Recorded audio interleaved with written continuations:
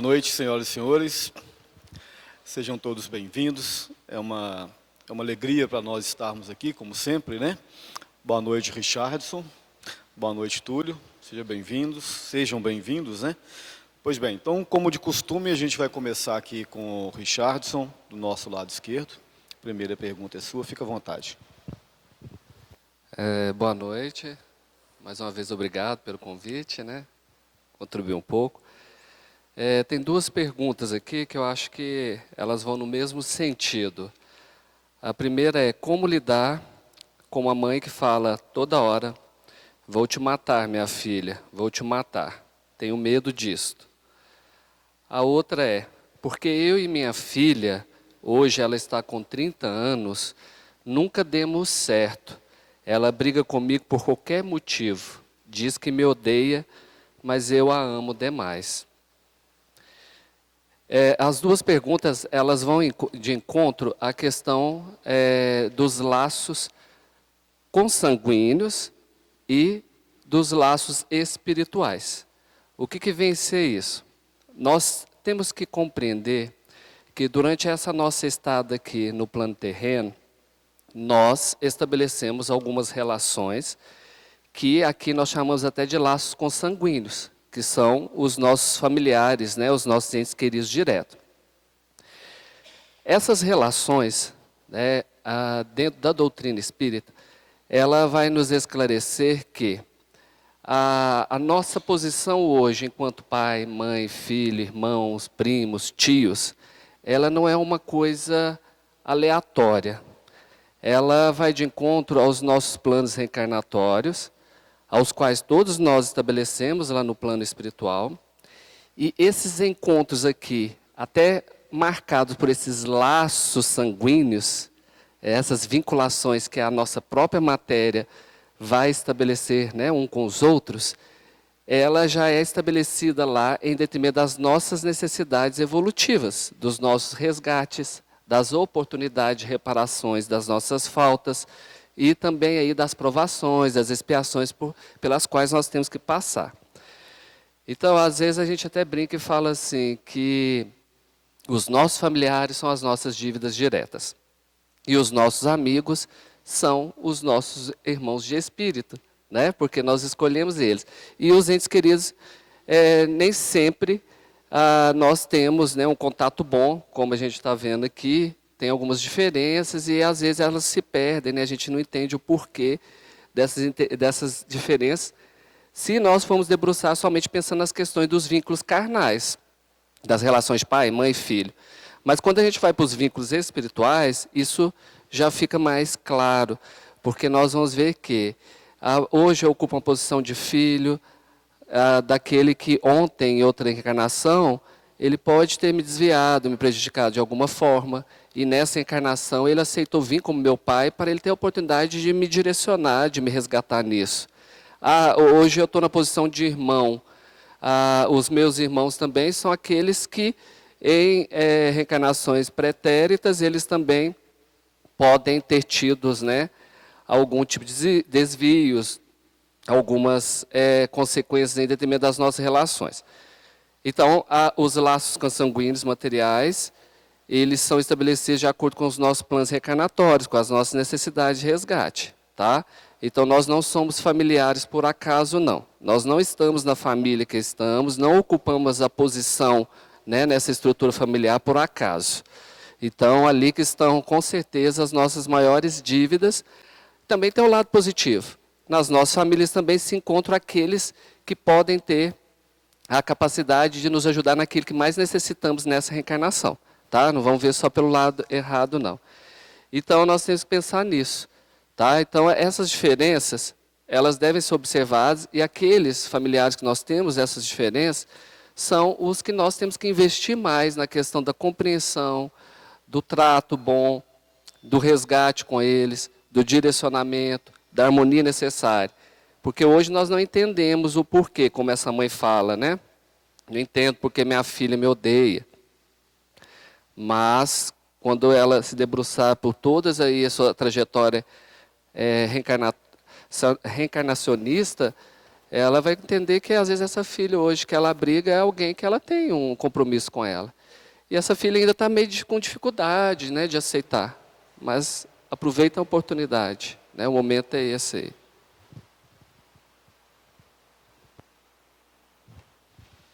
Bom, muito bem.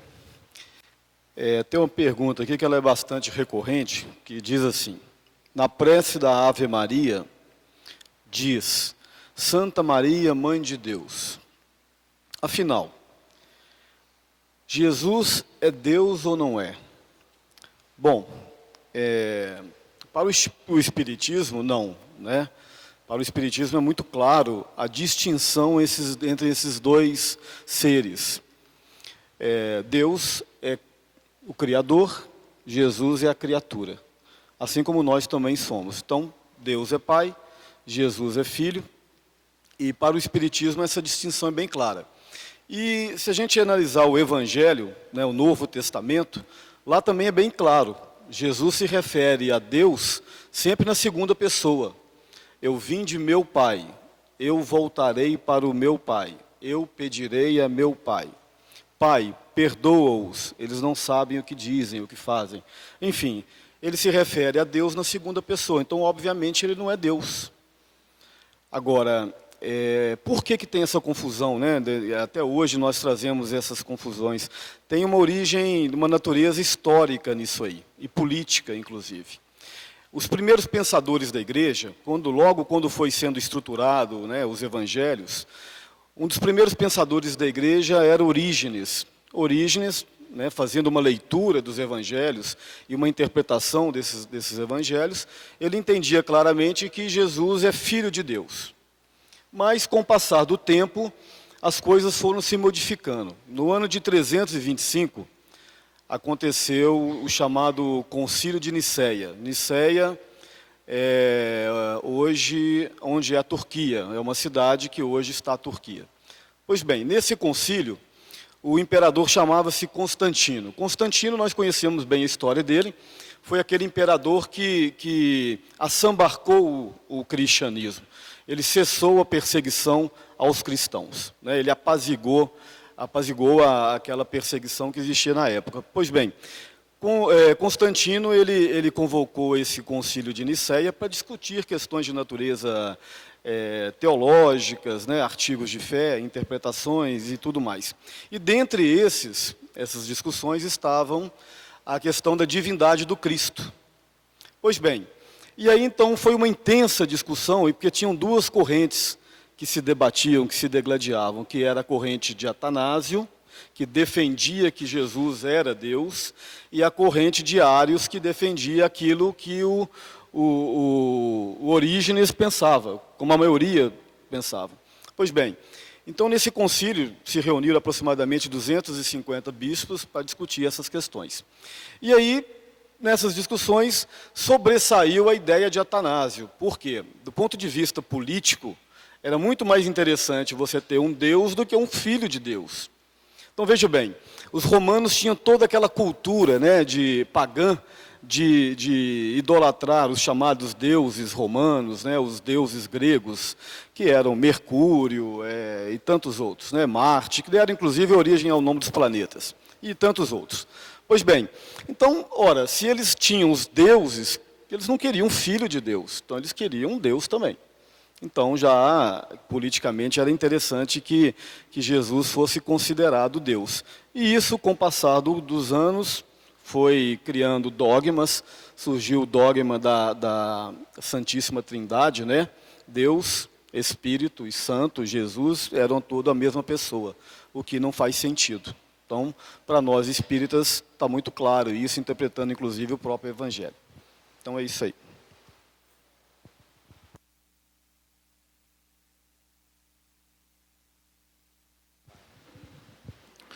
Boa noite. A pergunta é o seguinte: o que é um resgate e o que é um resgate coletivo?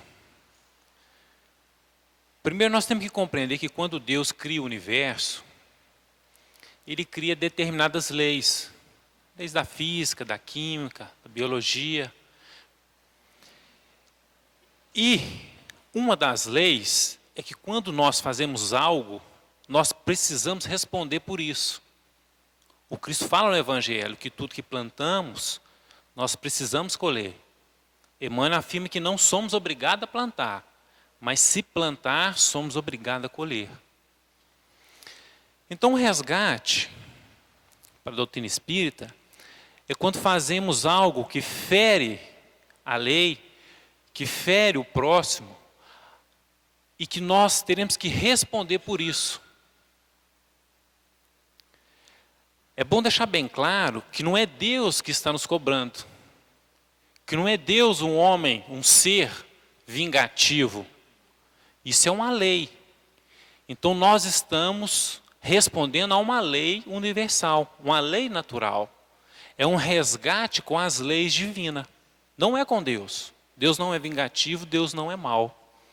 Então, quando eu faço algo de mal para alguém, eu preciso resgatar isso, não só pela questão de justiça, se eu fiz o mal, eu devo receber o mal, mas por uma questão também de limpeza de consciência, de bem-estar.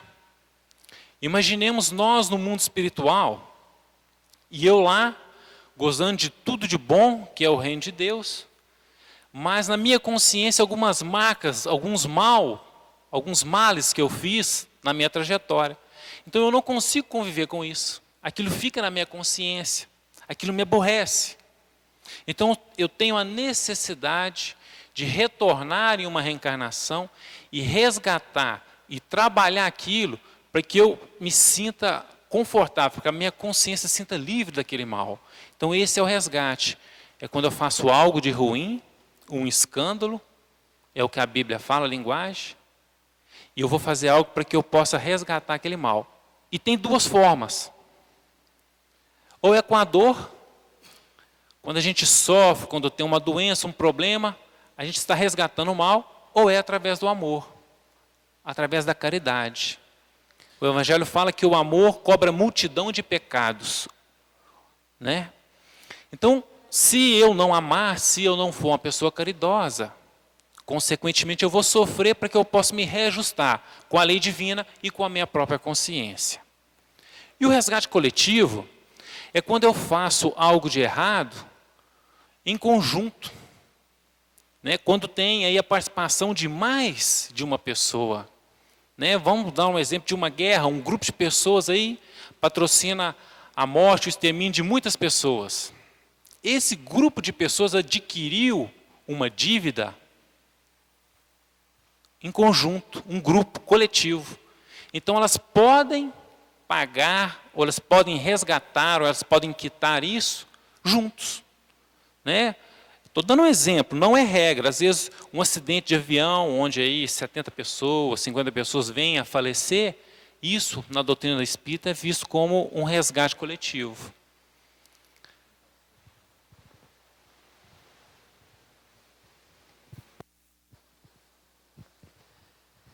A pergunta, como fazer para fortalecer minha fé? Pois ultimamente está abalada. Sabe aquela história, quanto mais rezo, mais assombração aparece?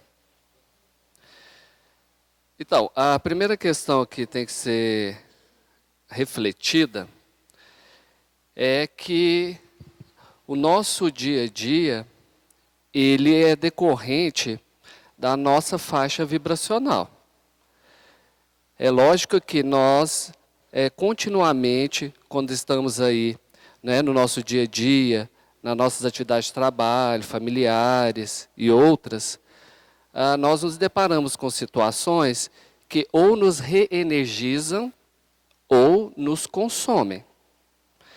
Então, a primeira questão que nós temos que fazer é refletir como nós estamos fazendo a manutenção do nosso campo vibratório. Porque, infelizmente, né, ou felizmente, dependendo do ponto de vista, nós estamos num plano de provas e expiações, cujas vibrações aqui são muito densas e baixas.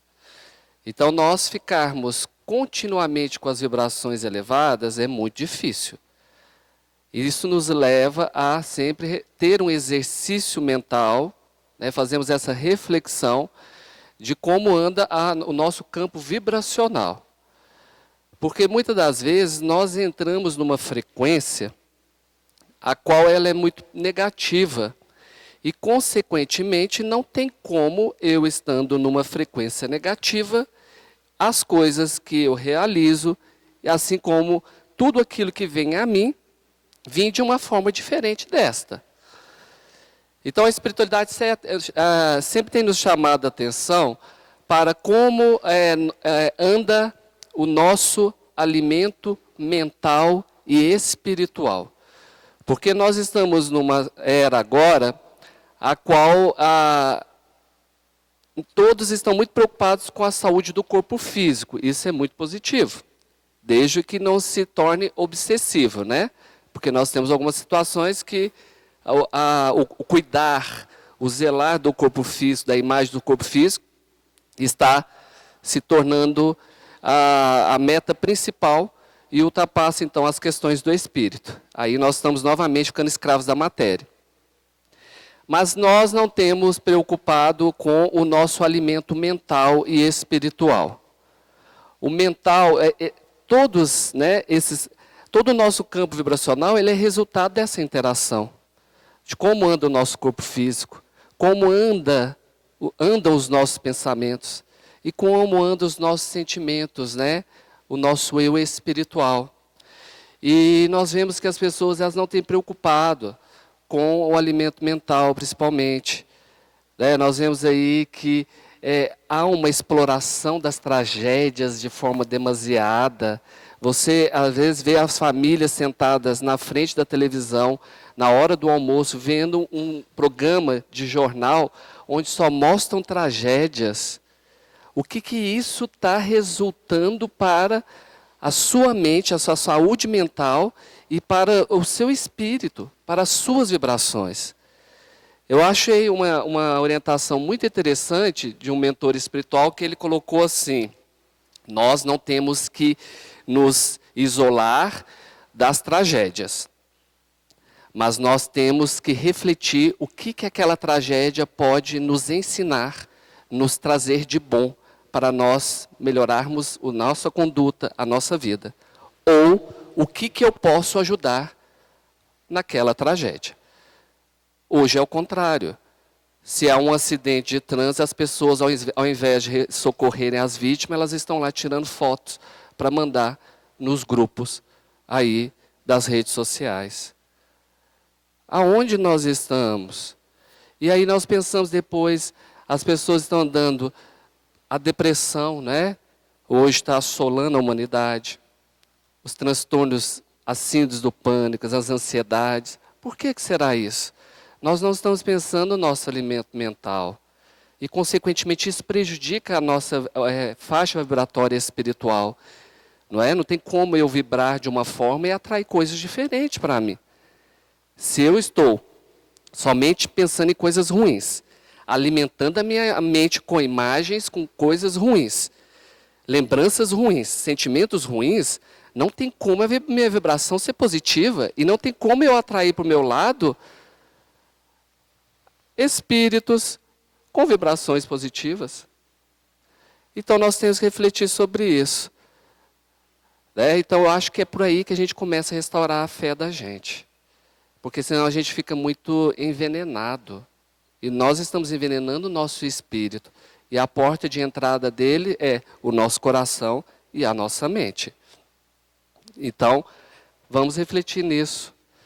E para terminar nós somos a média das 5 pessoas com as quais nós convivemos. Diga com quem tu andas, que eu direi quem tu és. Se as suas companhias são negativas, pessimistas, ruins, não tem como você ser uma média diferente disso. Então a gente tem que equilibrar isso aí. Tá?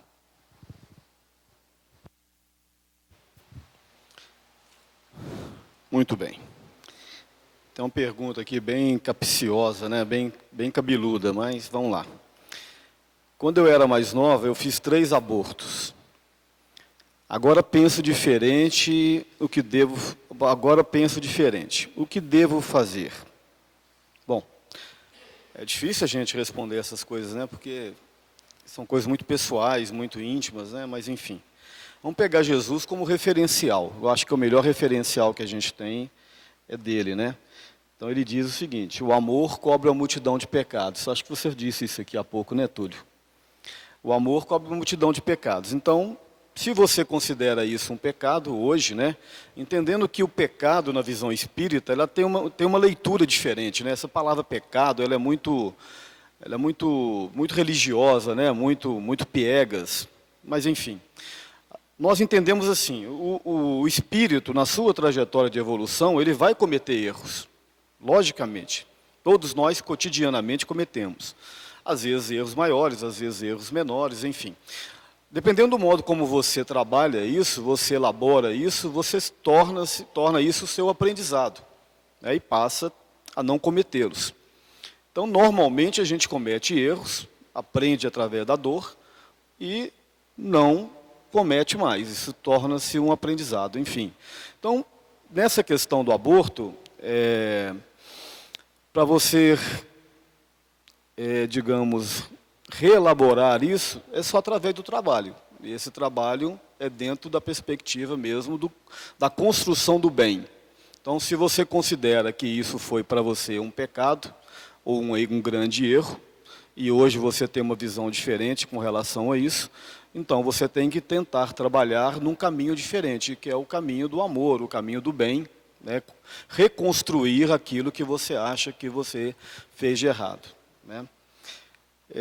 E completando a pergunta, ela diz assim: um espírito me falou que os 3 abortados são meus adversários, que eu tenho que conversar com eles e tal. O que devo fazer? Bom, eu não sei como é que esse espírito falou isso com você, provavelmente foi através de uma manifestação mediúnica, a gente não sabe até que ponto que isso é verdade. Agora, eu te garanto que amigos eles não são, né?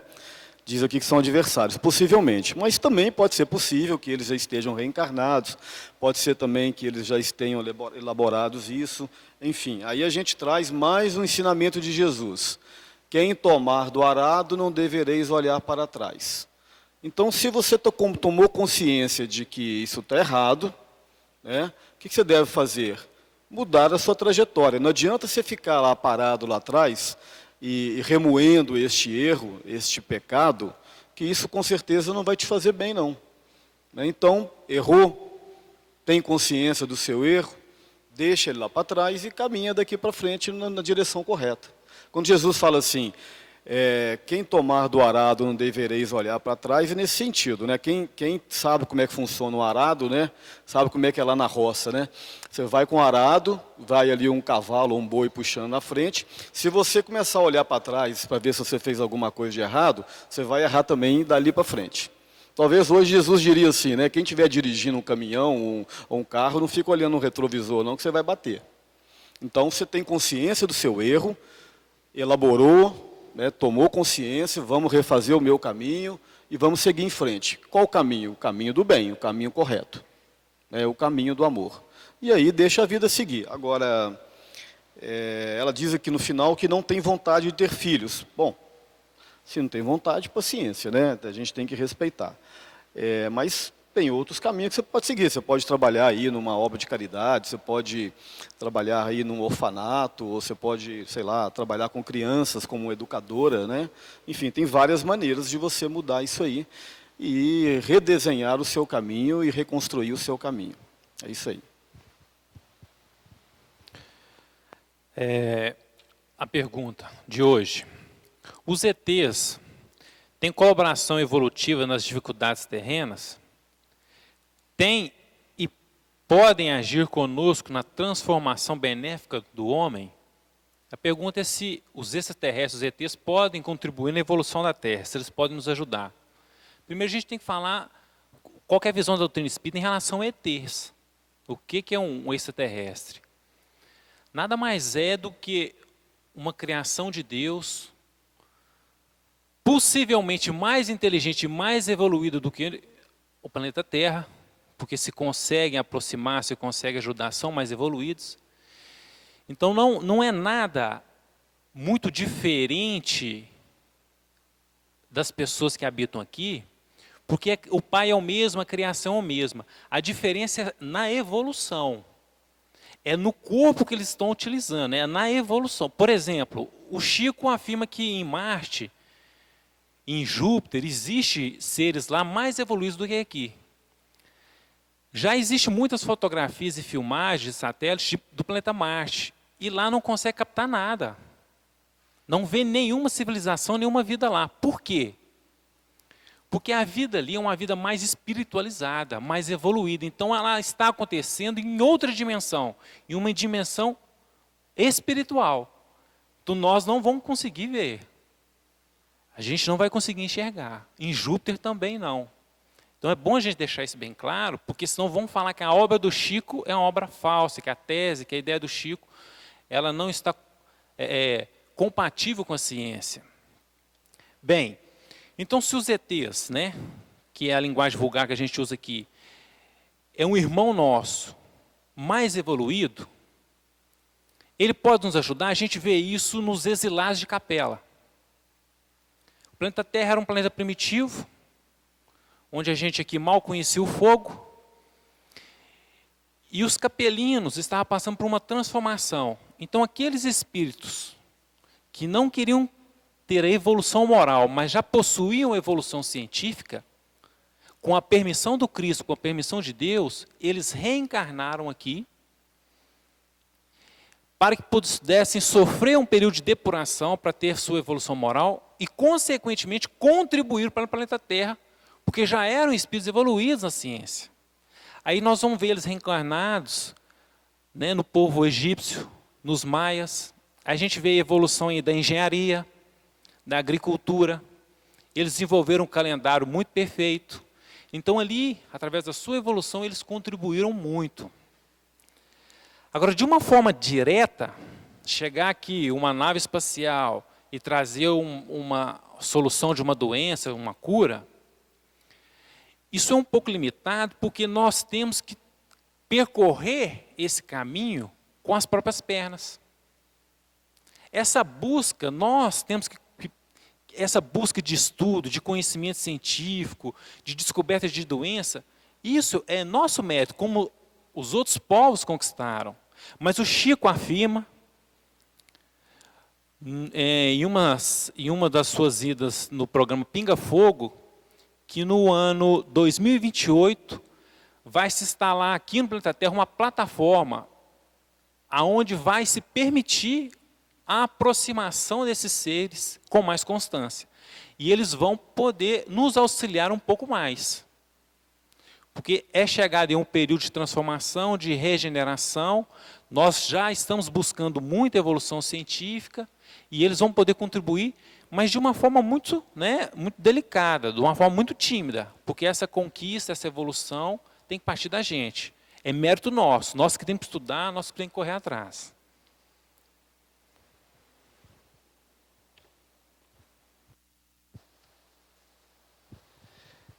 Nós podemos fazer orações para outras pessoas aqui na Casa Espírita? A que momento? Só durante os passes? Porque eu venho só nas terças-feiras. A primeira reflexão que nós temos que fazer, que para orar, para pensar no bem, desejar o bem, não precisa de lugar e nem de tempo. Qualquer momento, onde quer que nós estejamos, se nós firmarmos os nossos pensamentos de forma positiva, desejando o bem para outra pessoa, é uma das maiores orações que nós poderíamos fazer para elas. Então, o que nós temos que pensar, que esses rituais que foram criados, como as palavras de uma prece, aquelas preces longas, os terços, todo esse ritual, ele na verdade foi criado por nós mesmos, pela nossa dificuldade de concentrar e de estabelecer essa conexão com Deus. Agora, tem necessidade disso? Não. O ideal seria que nós conseguíssemos fazer isso de uma forma direta, sem necessidade de estar em qualquer lugar ou utilizar qualquer instrumento. Essa é a maior oração que existe, é a oração do coração, é o sentimento positivo, de compaixão, o desejo do bem para com os outros. Agora, palavras rebuscadas, palavras bonitas, frases longas, muitas das vezes elas são só de boca para fora. Então, são de coração vazio. Então, é uma oração que nem tem efeito, né? Nem ultrapassa esse teto aqui. Fica aqui mesmo. Então, as verdadeiras orações são aquelas que vêm do coração. Às vezes as pessoas falam assim, eu não tenho tempo de parar e de fazer uma prece. Mas um minutinho que você tiver num ponto de ônibus, se você pensar em Jesus, rogar a Ele que envie os seus emissários espirituais para lhe amparar, para lhe ajudar nas suas decisões, ou para amparar outras pessoas, você fazendo isso de coração é a maior oração que existe. Tá? E agora a pergunta, eu posso orar para outras pessoas aqui na casa espírita? Deve orar para outras pessoas em todos os lugares, porque é dando que se recebe. Quando nós oramos para o outro, nós entramos em conexão direta com as esferas astrais superiores. Todas essas vibrações positivas vêm até nós e através de nós são projetadas a eles. Então quer dizer que quando eu estou pedindo por alguém, na verdade eu estou recebendo antes. Então sim, é uma das maiores manifestações de caridade. E só durante os passos, na casa espírita? Não, aqui não tem restrição de orar, horário nenhum. Durante uma palestra, dependendo do que um orador falou, você refletiu naquilo, você fechou os olhos, pensou naquilo ali, pensou em alguém, é uma oração. Você está intercedendo por outra pessoa ou por você mesmo. Então vamos pensar nisso e tentar nos despir um pouco de rituais, porque para falar com o Pai, com o nosso Pai, nós não precisamos de cerimônia, nós podemos ir direto a Ele. Falar com o nosso irmão que é Jesus, nós não precisamos de cerimônia, nós podemos ir direto a Ele. Os mentores espirituais até contam uma historinha rápida, muito interessante, que um escravo que estava num templo, onde eles estavam fazendo as cerimônias religiosas lá. Esse templo foi invadido por bárbaros. E os bárbaros começaram a decapitar todos os religiosos que ali estavam. E esse escravo não sabia ler, escrever, não participava de nenhum dos ritos, não sabia de nada. Na hora ele só bateu os joelhos no chão e falou assim, ó Pai, me ajuda. Ele foi o único que não perdeu a cabeça. Aí os mentores dizem assim, naquele momento ele foi o único que conseguiu estabelecer uma conexão direta com Deus, porque ele se ligou a Deus por coração. E todos os outros que ali estavam presos a rituais, a coisas e a pessoas, estavam distantes de Deus. E na hora da necessidade, a fé deles era uma fé vazia, né? Então vamos refletir sobre isso.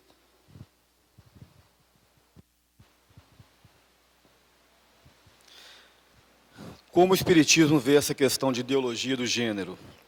Eu tenho dúvidas de que seria uma alma feminina reencarnada num corpo masculino ou vice-versa.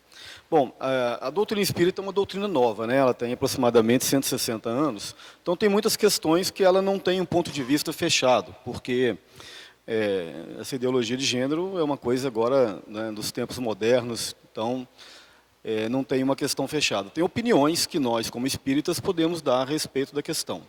O fato é que os próprios idealizadores da ideologia do gênero não sabem nem o que é a ideologia de gênero. Eles mesmos não chegam num acordo.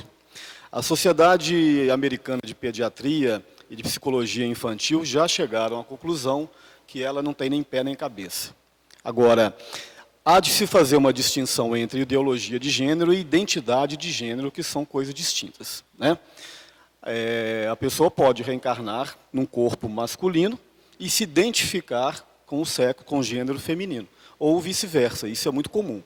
Dentro dessa teoria, o Espiritismo explica isso muito facilmente. Você pode vir numa sequência de reencarnação masculina, por exemplo, com seu psiquismo masculino muito bem definido e reencarnar num corpo feminino. É como se você se sentisse um peixe fora d'água, né? Você está com um psiquismo masculino, um corpo feminino, ou vice-versa. Agora, o que nós temos que fazer como espíritas, obviamente, é respeitar, evidentemente. A gente tem que respeitar qualquer coisa, questão de natureza étnica, de natureza comportamental, né, e tudo mais.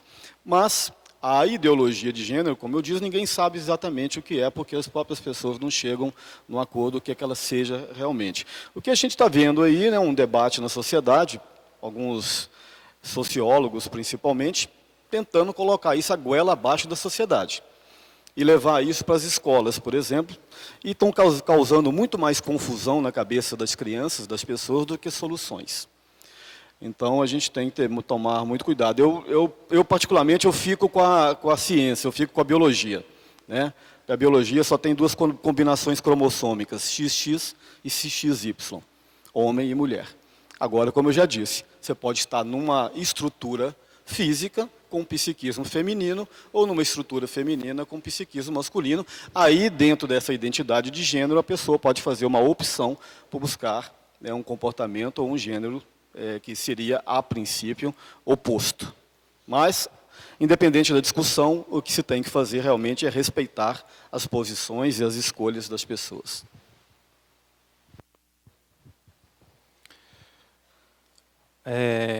Boa noite, a pergunta fala, né? Sobre a questão dos anjos decaídos, o que fala a doutrina espírita? Uma coisa que a gente tem que analisar, que toda vez que a gente vai falar de alguma passagem do Antigo Testamento, isso há 4.000 anos atrás, 6.000 anos atrás, talvez até 10, tem vários estudos falando sobre esses Antigos Testamentos, nós temos que analisar qual era o tipo de povo, qual era a sociedade naquela época, o grau intelectual, o grau científico. Então, era muito limitado o conhecimento. Então, o mundo espiritual, Deus, trazia as informações através do profeta de uma forma muito simples, para que eles pudessem compreender. O mundo espiritual não poderia trazer uma verdade muito escancarada, porque às vezes não existia nem elementos, nem palavras ainda para explicar aquilo. Então os profetas vêm explicando certas coisas através de historinhas. Por exemplo, eu tenho uma filha de 4 anos. Ela me pergunta: papai, como foi que eu nasci? Como foi que eu comecei a existir? E eu não vou falar para ela que eu peguei o órgão genital masculino, através da penetração do órgão... Não vou. Eu vou falar para ela: filha, quando mamãe e papai deita, vem o anjo, tira a sementinha da barriguinha do papai e põe na barriguinha da mamãe. Aí você nasceu, filha. Eu conto uma historinha para ela. Porque ela não vai compreender a ciência biológica, ela ainda não tem capacidade intelectual para aquilo. Então o Antigo Testamento ele é cheio de historinhas, porque era a forma que aquelas pessoas iriam compreender. O próprio Cristo fala, muito depois do Antigo Testamento, eu não posso ensinar tudo, porque ainda não estão preparados. Imagina, eles perguntam para o Cristo: Cristo, por que eu estou espirrando? Eu estou com o nariz escorrendo. O Cristo: não, isso é gripe. O que é gripe? Ah, é um vírus, uma bactéria. O que é isso? Não, preciso de um microscópio para ver. Ah, mas isso não foi inventado. Eram palavras que não existiam na época. Então o mundo espiritual traz histórias. Então ele vem explicar o que é o mal. Ah, o mal é um anjo chamado Lúcifer, que revoltou, que queria saber mais do que Deus, mais do que o Criador, revoltando-se com o Criador, se tornou um demônio. Ele caiu. A doutrina espírita não acredita nisso. Em um ser evoluído, que ele cai. A doutrina espírita fala que aquele ser que evolui, o sol, ele não perde o seu brilho, ele vai só aumentando o seu brilho, a sua evolução cada vez mais ela aumenta. Então não há possibilidade de um espírito regredir. Não há possibilidade de um espírito regredir. Então aqui é uma explicação de como que surgiu o mal. E simbolicamente a Bíblia fala que eram seres de capacidade intelectual já superiores, que queriam saber demais, queriam dominar demais, queriam ter o poder sobre as outras pessoas como Deus, e passavam a fazer o mal às pessoas. aqui também entra o exemplo dos capelinos que eu falei na resposta anterior.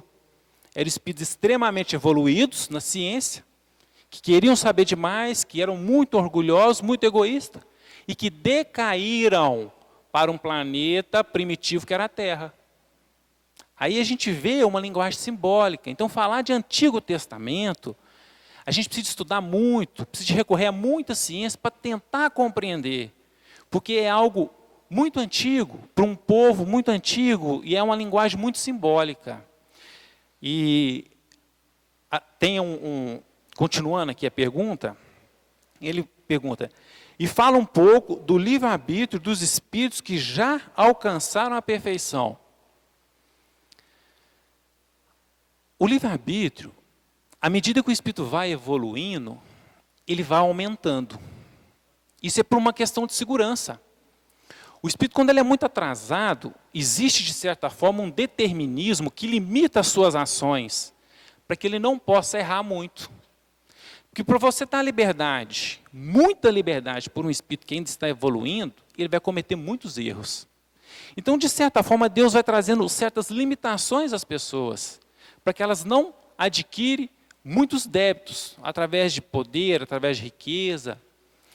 Então, a gente vai aprendendo na doutrina espírita que esse determinismo, à medida que a gente vai evoluindo, adquirindo consciência das leis e aproximando cada vez mais de Deus, esse livre-arbítrio ele vai aumentando cada vez mais. Nós vamos nos tornando espíritos cada vez mais livres.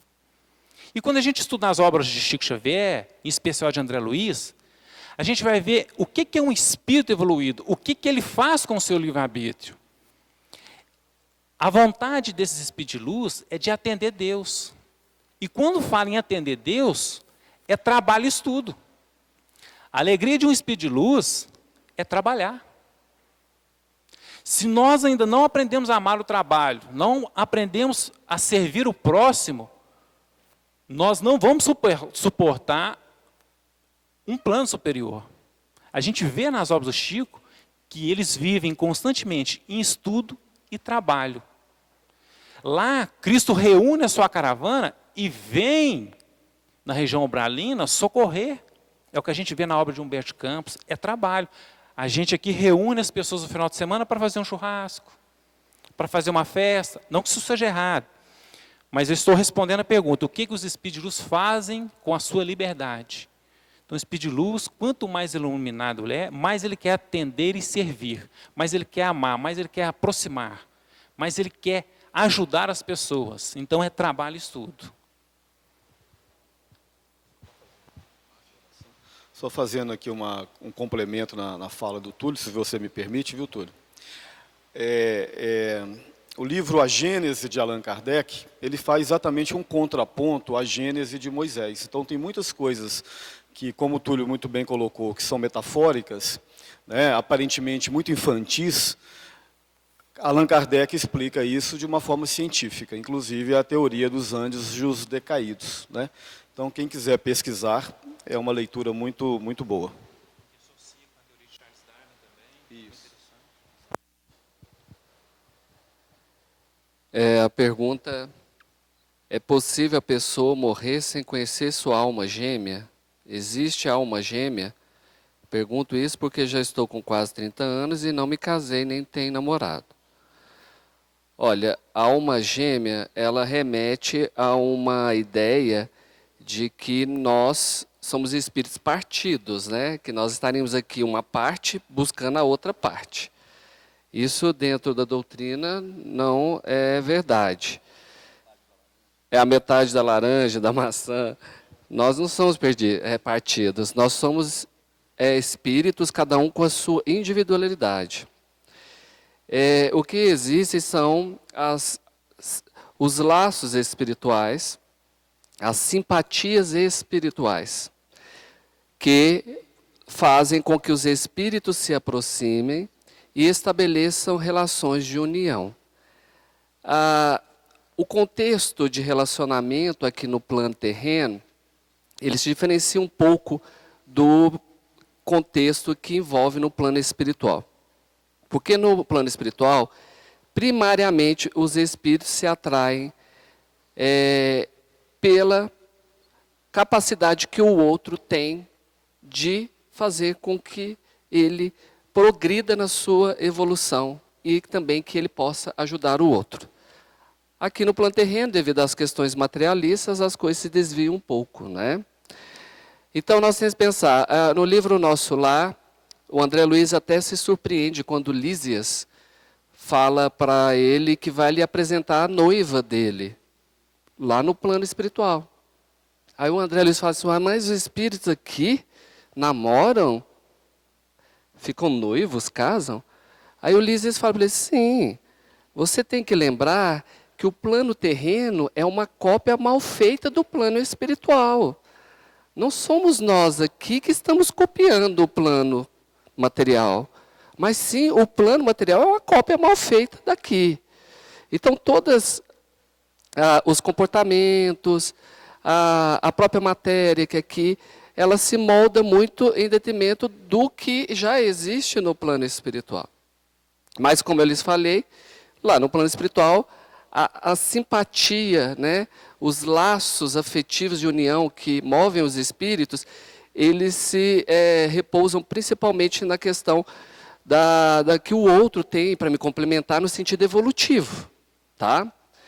Então, não existe essa questão de alma gêmea, que eu vim aqui e tenho a minha outra metade de espírito está em outro corpo andando por aí.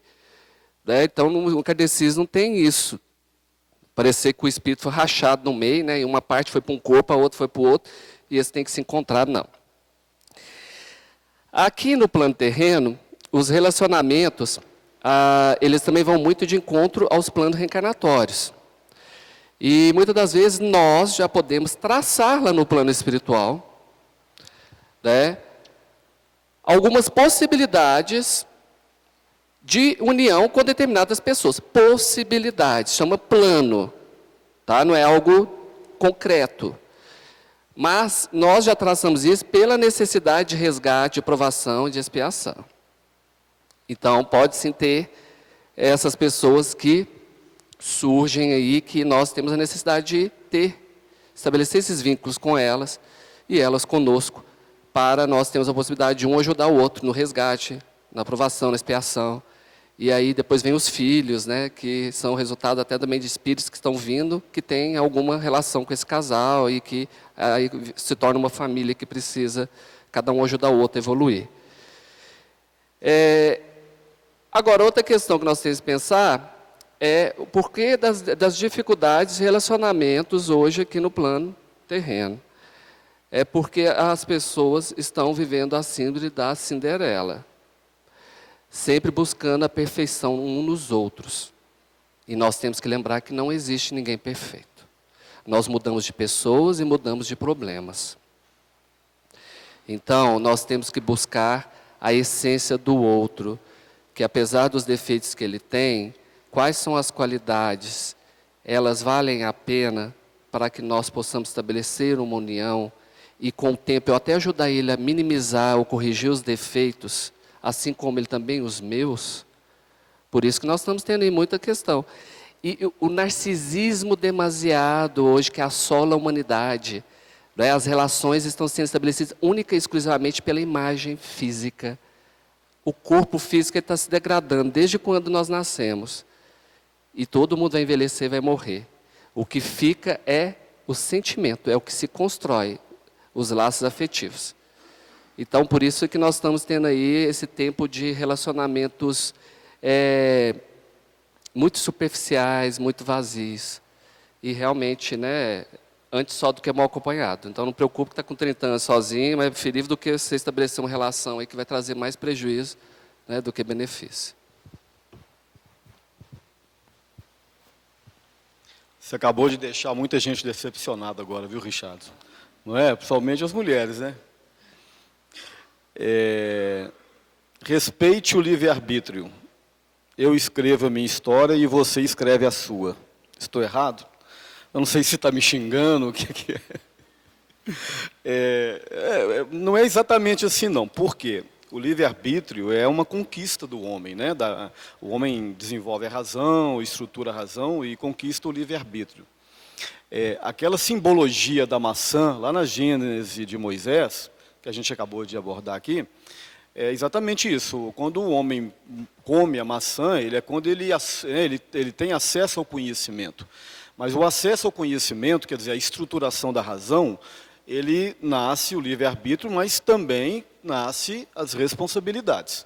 Então, por exemplo, ora, eu tenho livre-arbítrio, respeite meu livre-arbítrio, mas se o seu livre-arbítrio interferir no meu livre-arbítrio, pode ter um atrito, ter um choque. Então, por exemplo, eu sou casado, tenho minha esposa, né? Vai que você cisma de tomar minha esposa para você, né? E fala assim, eu tenho meu livre-arbítrio, eu quero a sua esposa para mim. Vai entrar num atrito, nós vamos entrar em choque, porque eu também tenho meu livre-arbítrio e não vou deixar que isso aconteça. Então, tem que tomar muito cuidado quando a gente diz, eu tenho livre-arbítrio, eu faço o que eu quero. Não. Existem leis na natureza. Existem as leis no campo humano, né, no campo da matéria, as leis que regem as nossas relações sociais, que têm que ser respeitadas. Aliás, é um dos grandes problemas que a nossa sociedade está vivendo, e eu acredito que seja isso, né? A falta de respeito dos limites, a falta de respeito às leis, né? Nós estamos privilegiando o errado, né? Nós estamos passando a mão na cabecinha das pessoas que fazem coisas erradas, como se elas fossem vítimas de um sistema, de uma sociedade. E ninguém é vítima.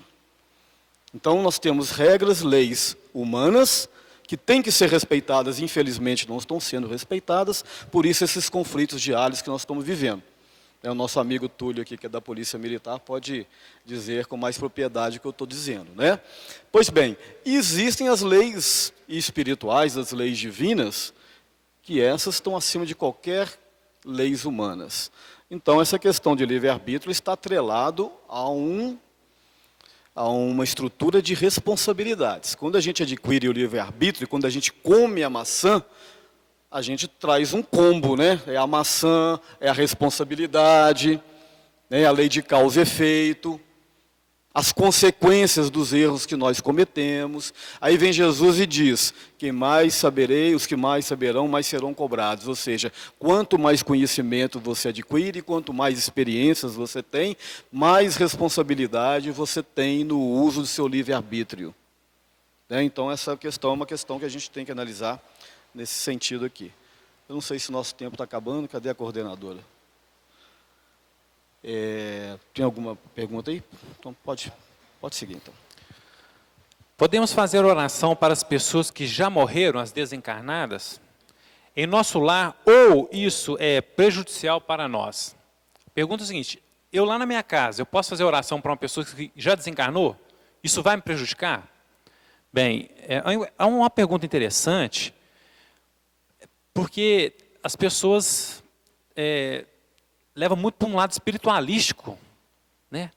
Ah, eu estou orando aqui, me deu uma dor de cabeça, é o espírito.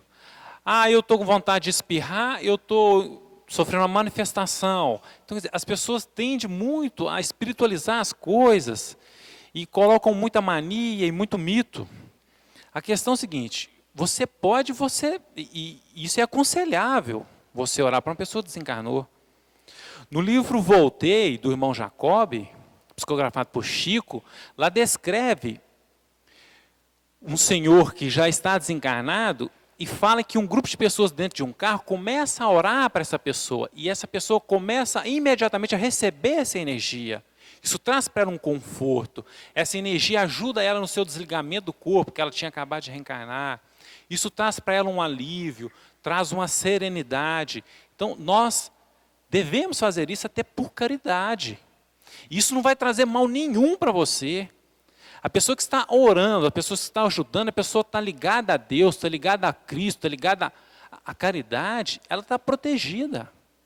Ela não precisa se preocupar, eu vou rezar para uma pessoa que fazia muito mal para mim, ela vai começar a me seguir? De forma alguma, de forma alguma. Agora, tem uma diferença em orar para ajudar essa pessoa, agora, em orar pedindo ajuda a esse desencarnado. Aí, eu já comentei aqui, numa terça-feira, no mesmo quadro de pergunta e resposta, que o capítulo 1 do livro Reportagem Além Túmulo, lá fala que orar para uma pessoa que desencarnou pedindo ajuda a ela, isso não é aconselhável, porque pode trazer uma certa perturbação para esse espírito. Às vezes ele não está pronto para nos ajudar. E que o aconselhável é orar para Deus, para o nosso Pai, e o Pai vai enviar um espírito de luz, um anjo da guarda, para que possa atender a nossa necessidade. Agora, orar para a pessoa, para que a pessoa receba ajuda, receba luz, podemos fazer isso tanto para um espírito que desencarnou, tanto para um espírito de luz também. Eu quero orar para o Chico Xavier, quero orar para o Emmanuel. Podemos orar sim, por gratidão.